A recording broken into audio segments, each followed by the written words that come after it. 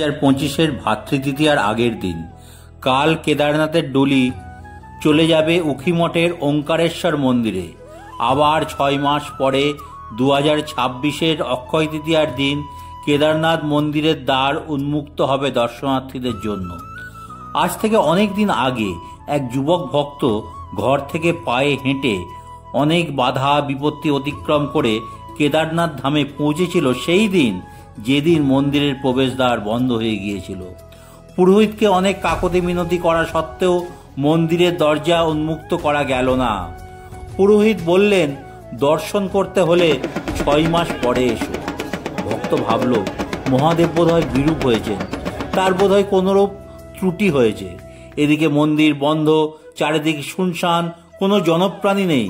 হঠাৎ এক জটাজুটো ধারী দীর্ঘকায় সন্ন্যাসী এসে বললেন, বাবাকে কাল সকালেই তুমি দর্শন করতে পারবে। ভক্ত মহাদেবকে স্মরণ করতে করতে ঘুমিয়ে পড়ল। সকাল হলো, দেখা গেল মন্দিরের প্রবেশদ্বার খোলা। ভক্তের মনে সীমাহীন আনন্দ। পুরোহিত হঠাৎ করে সেই ভক্তকে দেখতে পেলেন।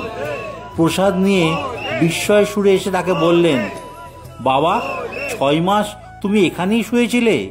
এ কি করে সম্ভব? প্রকৃতি যখন চলে গেছে হিমাঙ্কের নিচে।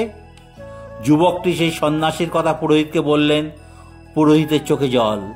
পুরোহিত বললেন, সারা জীবন কেদারের পুজো করেও তার দর্শন এখনো অধরা, অথচ তুমি এই ছোট্ট জীবনে মহাদেবকে দর্শন করলে। ধন্য তুমি, ধন্য তোমার শরণাগতি। মহাদেবের কৃপায় সবই সম্ভব।